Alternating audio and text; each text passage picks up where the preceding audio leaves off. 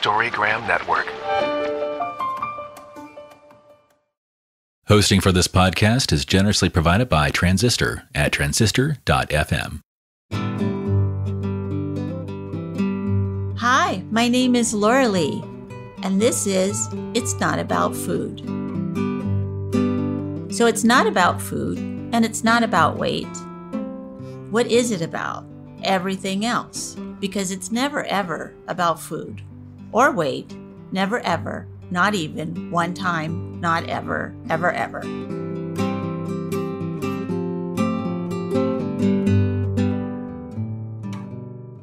Hello, everyone. This is Laurelee Roark from It's Not About Food podcast, and we are talking today about trusting the process. Something that was very hard for me personally because I didn't have much trust about anything, much less the process. I wanted to control everything. But it was good for me to learn how to trust and let go. And the picture of the card is the goddess is sort of jumping between one cliff and another cliff with her deer. And she's right in the middle where, she's hoping she makes the jump, but she could as easily just fall through. But she doesn't. So we know that. And sometimes we have to let go of the rope in order to be free of it. And it's very hard when you have especially an eating disorder or body hatred or any kind of other control issue.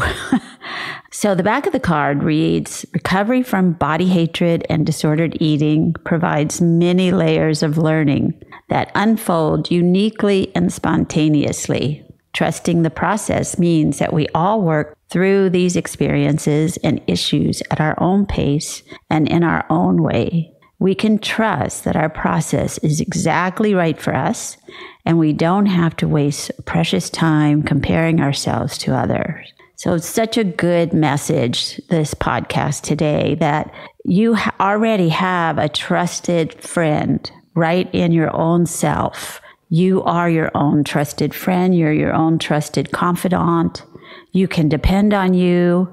You have a wonderful spirit inside of you that will always guide you. And we can trust that. I did what everybody told me to do. That's what I felt like I did a lot of the time. And it didn't always work out. But I was also afraid of trying to control all the situations I was in because that didn't work out. So to let go and trust me, take advice from others that I loved and thought and trusted, that was okay. But really, in the end, I had to make the decision to what to do. And that was not that easy because I started pretty young doing that. And I'm so happy to have Eslly with me today. Known her for many years. She was part of the peer ed program when she was a sophomore, really young woman, and just stepped right into it and was great. And it's very hard for these young people to go into schools and talk about eating disorders and body hatred if they have anything going on with themselves, and especially in your own school. And that's where she started, was her own school. So she's presenting to her own peers that she knows and sees all the time about loving their bodies and stuff like that. It's vulnerable, but she did it great. And I could always, if she said she would do one of the presentations, I could set my watch to it. I knew she'd be there. She was always there. I think one time your car blew up or something.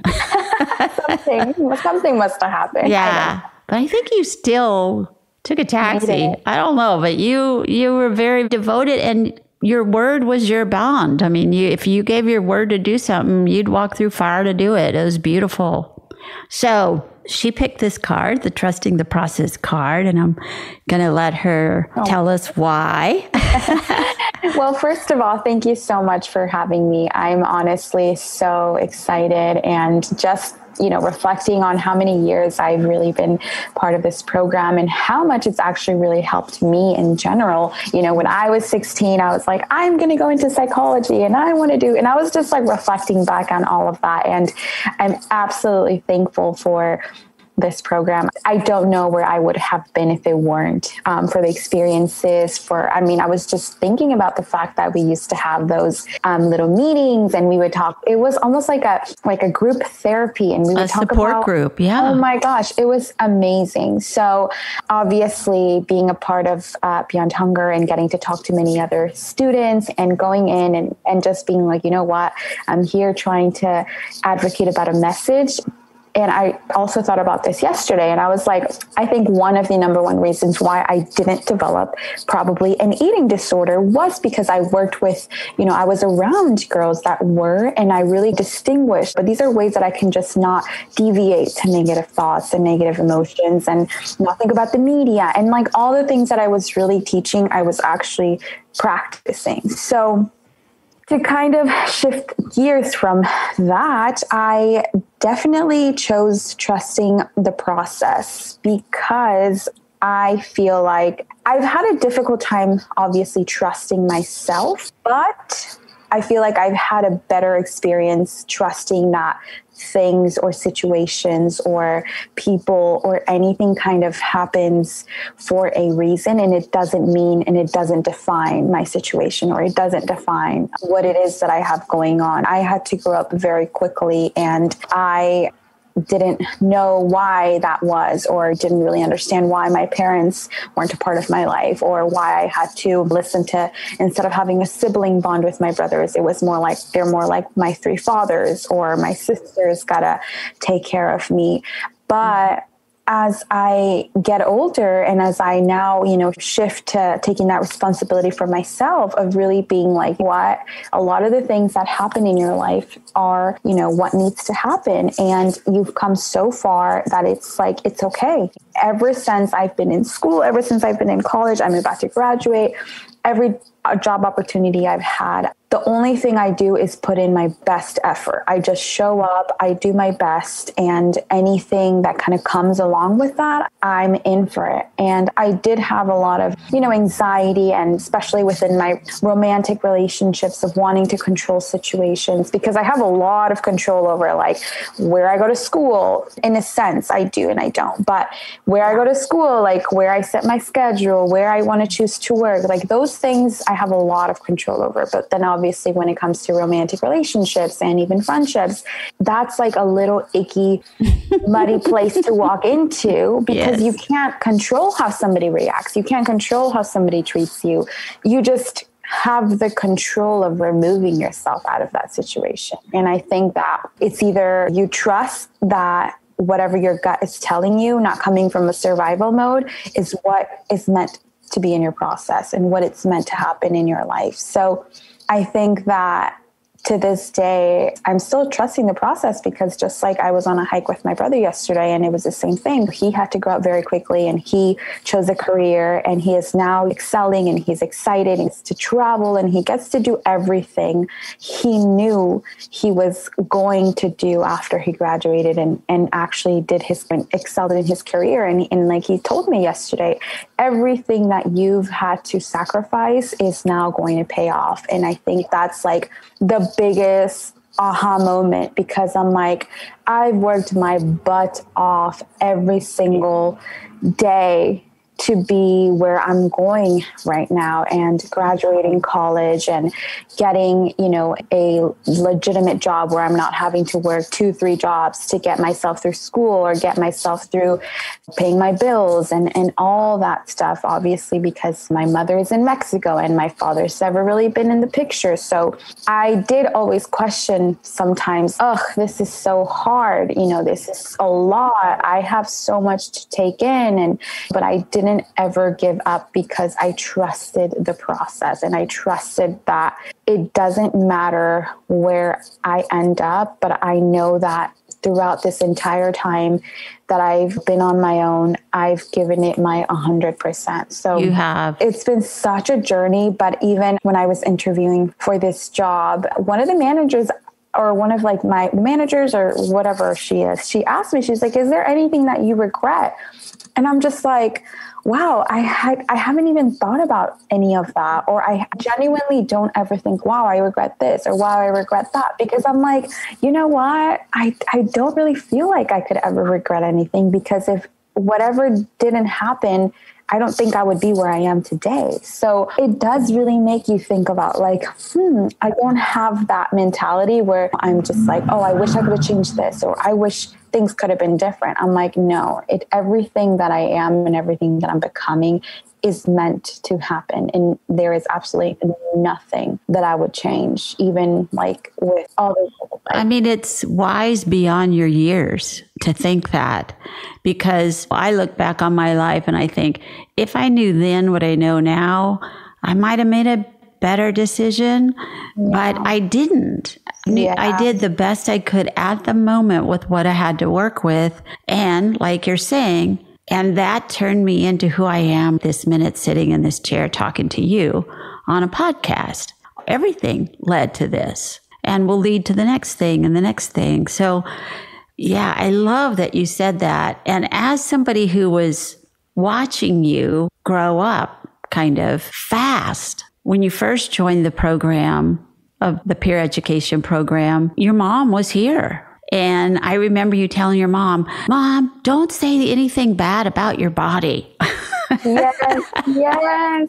Our ancestors, we kind of all look like this, and it's okay, you know, and it just was so sweet. I remember you telling us at a group that, and it was right on, because you were like, Mom, this is how we look. This is how our relatives look. This is how everybody looks. This is how we look. You know, it was really eye-opening for, I think, a lot of the other girls to be, wow, she's like really getting it. And then your mom left and had to go. And all of a sudden you had to pay your own rent, your own bills. You had to have a job. You had to be in school. You had to take care of yourself. And you still did peer ed. You still came to the groups. You still came to the schools. You still did everything. You were even more stuff. You know, I think we sold hot dogs one day at a game or something. Oh my God. I think we even did a class at COM, because I was like, oh my gosh, I'm doing a class at COM or something, or something like that. And I ended up presenting at COM, which I was like, oh my God. Yeah, you were going to College of Marin to present eating disorders to a whole bunch of people from Marin. Yeah, beautiful. And you just stepped into it, and you're scared, obviously, but you did not falter on yourself. You believed in you. It was really beautiful, Eslly, really beautiful. Oh, thank you so much. Again, it was one of those things where I'm just like, I always thought about, even when I presented in Spanish to kids that you were coming from their other countries, and I was just trying to be like an advocate, just be mindful and do your best. And not only just for your body and to take care of your body, but because you're in a new country for the first time, like trust the process and trust that if you're in school and that you're doing your best, do your best. And I was feisty, because I was like, if you kids don't listen to me, I'm standing here. Like, I remember that one time when I got upset because they were like, they were talking, and I was like, listen, I'm here standing in front of you, like in front of an audience, and I'm trying to present something to you. Like, it doesn't matter to you, but to 5 other people, or to even one person, it might matter. And that's all that I remember. We always said, it doesn't matter if like 5, 10 people don't get it, but as long as one person comes up, like a lot of the times girls would come up to us after class, thank you so much for saying that, or the comments and everything, that I was like, I know that I'm doing this to give back, and I'm doing it for a purpose. But as long as they know that they're being heard, and that there's people that care about them, and that you're in this world to be something more than your body, or to be more than your image, which is, even to this day, is just absolutely horrific. Like, I want to be that one person, or that one group, or this one organization that's really going to take you back to, like, you are more than your body, and you are more than your image. You know, it's what is really within inside of you. And a lot of people still recognize that and want to know what you really are like as a human, genuine being. You're going to change the whole financial world. Oh man, I'm walking so into scared. this, walking into this new job with that kind of honesty and vulnerability and open-heartedness, and also just truth, truth. And you come in there, it's going to be like, whoa, this little fireball, right? Yeah, yeah. You know, I went through almost, I want to say 3 interviews and 4 meet and greets, but it still to me was like, these are interviews because you're trying to get to know me. You're trying to get to know what my background is like. And graduating from college with a business degree in management, where I'm like dealing with people and dealing with groups, to then transitioning to now getting into the financial world and getting into finance and getting into monetary, all these crazy things that I didn't ever think I was going to get into, but I'm absolutely thrilled about it because I know that I'll get experience in other parts of my life where, you know, I'm basically going to be helping very wealthy people manage their money. And that to me is like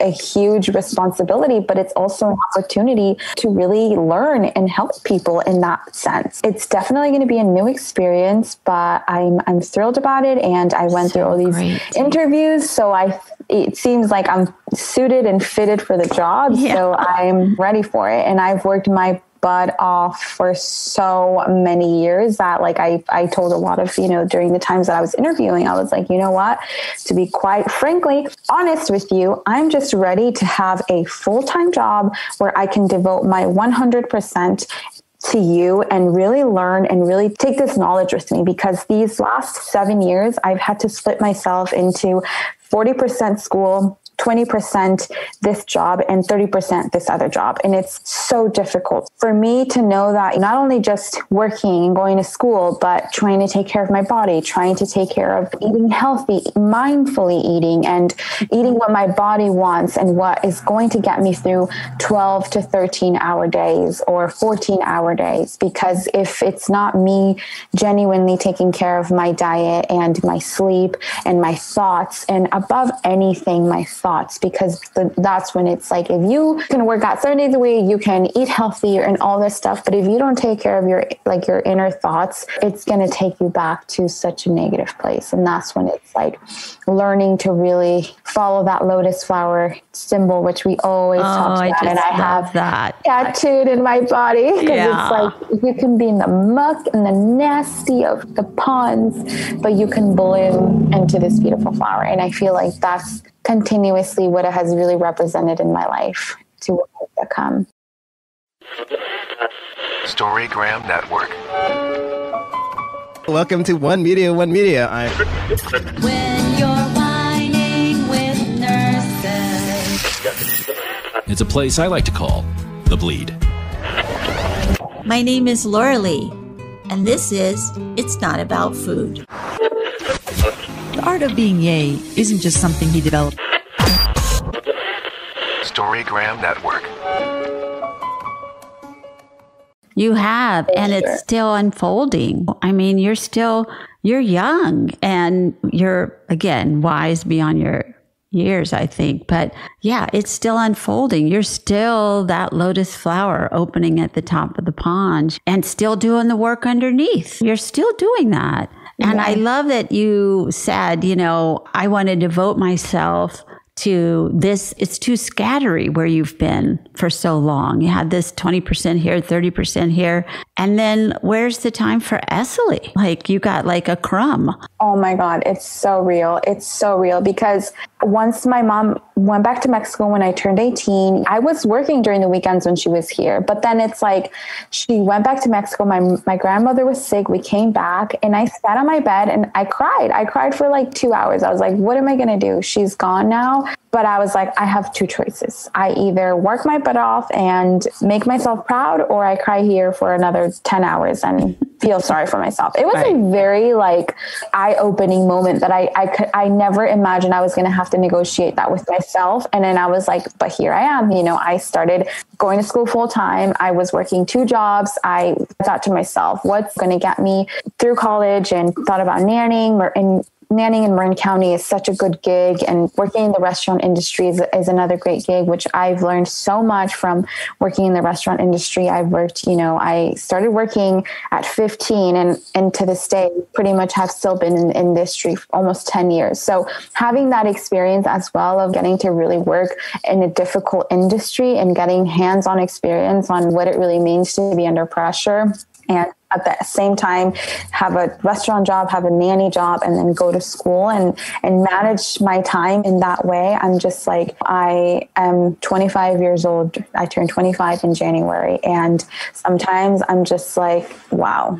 I'm like, there's got to be a lot more to life. And I'm working so much harder, not harder, but I've worked hard enough to know that, yes, I worked these last 10 years of my life to get to where I want to get. And it's that's so beautiful. Excel in my career. I want to travel. I want to really then devote that time to myself. I think what you're talking about is really what Carol and I hoped would happen with the peer educators. When we first started the program, not only did we want the information to go into schools and students who were the same age as we were when we started our own eating disorder, but we really wanted to make a difference in young people's lives one at a time. And we were hoping what has happened to you and happened to so many of the peer educators. I mean, I can't even think of one that it didn't happen to, that they stepped into their power at such a young age that we didn't even really know the magic that would happen with that. But the sense of self-esteem that you are showing even right now and you showed then, and the sense of purpose and belief in yourself and trust, that I don't know, that just happens at 15 years old for girls. Oh my God. No. And I just, again, yes, it's like going back to, I would walk from home to the office at Beyond Hunger. And I remember I was always so prideful and so like, I love this program and look what it's doing to me. Look how great I feel. Look how empowered I am. Like, I love myself and I love my body. And on days where I don't feel like I feel content, I'm still learning and maneuvering through my life of, you know what, today I'm feeling a little overwhelmed, but I'm still going to try to be in tune with my body. And what is my body telling me? Does it want something good or does it want something bad? Or do I just need more sleep? Like asking myself internally those questions and not going externally to try to get some sort of negative validation or drugs. I've never been into drugs. Like alcohol is more of like a culture. And again, my father was an alcoholic and it kind of comes, it's like genetics, but it's never to say that I've luckily, thankfully, never gotten lost in alcoholism or any sort of negative addiction kind of thing. But at the same time, it's because I remember when we were going into these classes and asking, how do you deal with your emotions? Do you deal with them in an unhealthy or a healthy way? And then the amount of experiences or examples we would give, like you can write your thoughts down. And, that's something I still practice to this day. I keep a journal. I keep notes on my phone. I still listen to podcasts. The biggest thing that has changed, I would say, my adult life from transitioning from like being in love with my body or having a good relationship with food, having a good relationship with exercising has really been learning about my attachment style, because throughout my entire, childhood and throughout all these times that I've had a great relationship and I for the most part think to myself, I've had a relatively successful time doing that. I always, at 18, when I started therapy, I was like, why do I do this? Why do I feel this sense of abandonment and this sense of wanting to get somebody to pick me up and fulfill all these things? And now that I've been, about like 2-3 years into really learning my attachment style and learn what it means or how I can, identify that this is what's going on. It's going to continue to appear in other friendships and other partnerships. Everywhere. Right. And it was like an aha moment, because I was like, I had no idea. And I feel like a lot of us don't know that. And I think that's a different way of like really taking care of yourself and loving yourself, because you get to know why it is that, what kind of attachment style you had to your parent. And again, I didn't meet my mother until I was 7 years old. I didn't have a father around in my life. So I didn't get that sense of security whatsoever from 0 to 7. So that's going to play in my life somehow. Right, and of course, stepping up and trying to learn more about it. And I feel like a lot of us really need to maybe just be a bit more aware about it and really get to understand it. Well, I think one of the things you're saying that is so important to put out in the world, we can have an eating disorder, we can have alcoholism, we can have drug addiction, we can smoke our brains out, we can do all of this stuff. But there's also, in this culture, we're bred to be either codependent or narcissistic, or narcissistic codependence. We're like all in a cult. We're in a cult of you have to have more stuff, and you have to get more stuff, and you have to get the best boyfriend or girlfriend, and you have to have this car, and you have to have this thing, and you have to have money, and you have to look this way, and you have to be this and have to be that. But who the hell are we underneath all that? And that's what's so beautiful about you discovering, wait, I can just be okay with my little self. Yes. Yeah. And you learned how to take care of yourself when everybody left. All the grown-ups left. And you learned how to do that. And it takes a toll on our little selves. But you learned it, and you have been taking care of yourself this whole time, physically, emotionally, and spiritually. You have been on your side, and it has shown all the time. Even when you were like, you still loved yourself. And that is a very important message to tell other people. Yes. Oh my goodness. That is right on point. I think, yes, because of the culture that we're living in and the way that industries or social media and everyone just idolizes this whole find your better half and find this and find that. And it's okay, but you need to internally find your own self, internally be able to live with your own, get to know who you really are, get to know what it is that you like. And again, it took me a really long time to get there, not to get there, or I'm obviously still in the process, but it's something that as long as you're aware about it and can become conscious and can keep promises to yourself and trust yourself, tiny little promises. And to me, the biggest, what I talk about all the time to me is I wake up and I drink my cup of coffee, and I will drink my cup of coffee. And that's something I do every single day. And that is a little spiritual,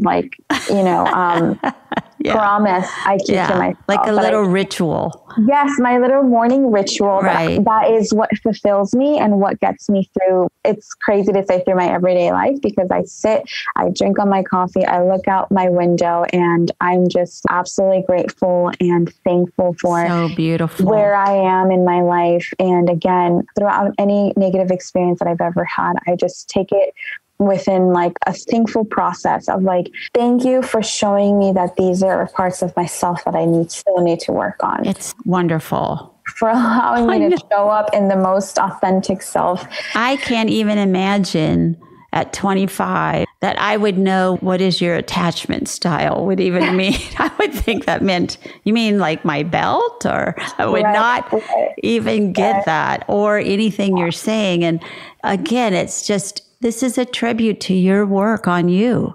You're willing to grow and change and listen and be led and be given important information, and took what really was important to you to heart. It's really beautiful.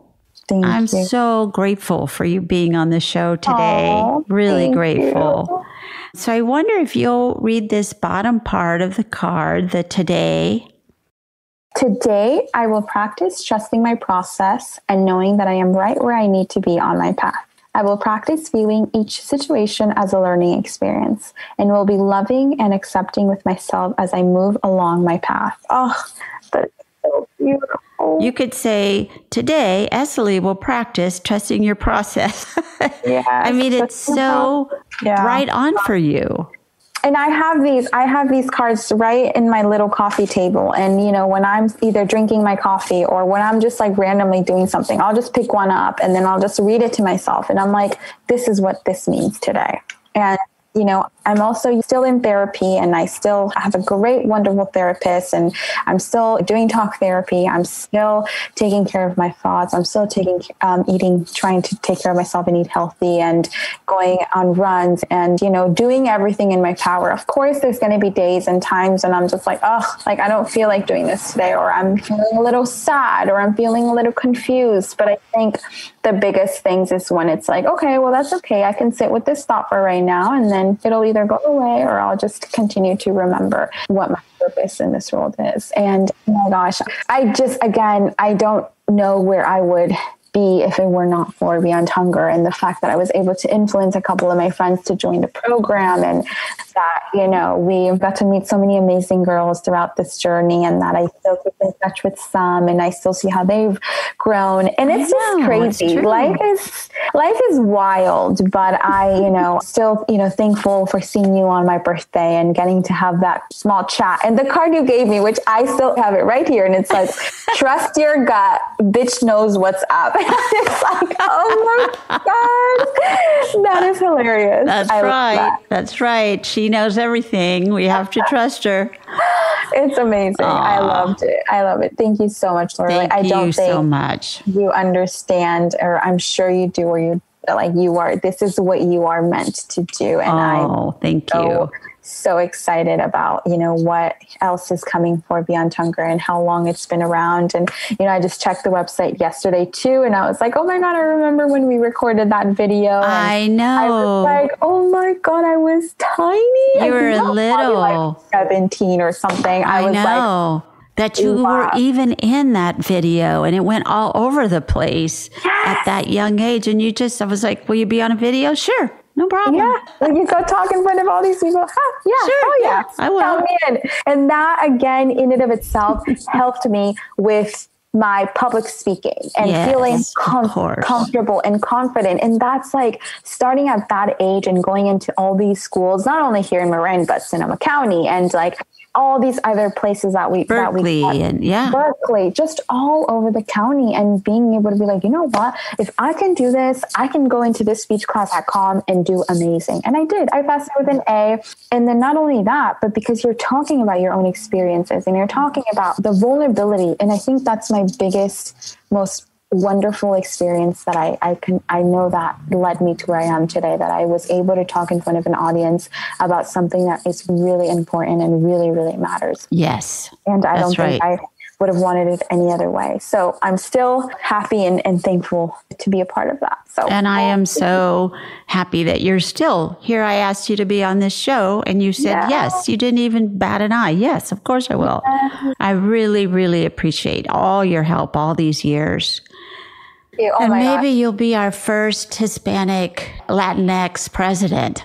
Oh my God, that would be an honor. Gosh. Totally. Yeah, Jesus, I would love that. Especially, I mean, given, you know, my devotion. I've considered a lot of different things within the Hispanic and Latino community with getting more education on, you know, having healthier thoughts. There's so much generational trauma in our community, and the way that people have to cross borders, families broken down all the time. Yes. And I am a prime example of having to be separated from my mother, and the way that that's impacted me. And I've had the resources to be able to educate myself and try to learn. But I definitely, in a later future, I want to create something, or I want to be a part of something where I can go into communities and really talk about ways in which parents can really deal with that. So that's definitely in the works. It's something I have planning, and something I've been planning, and something I want to maneuver.